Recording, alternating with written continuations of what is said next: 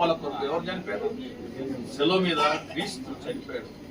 చావాల్సిన అవసరం లేదు కదా. నువ్వు మారు మనసు పొందు, పశ్చాత్తాపడు.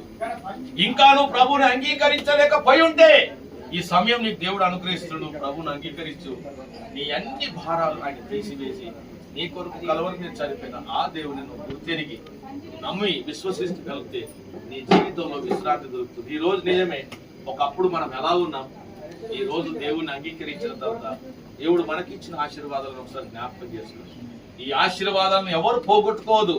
ఈ తదనంతరం కూడా చిన్నయ్య తర్వాత కూడా కుటుంబాల్లో దేవుని యొక్క వాక్యానికి, దేవుని యొక్క సన్నిధికి, దేవుని మందిరానికి, దేవుని కాపరికి మనము మర్యాద ఇస్తూ గౌరవం ఇస్తూ ఆ వాక్యం ద్వారా బ్రతకడానికి మనం ఇష్టపడాలి.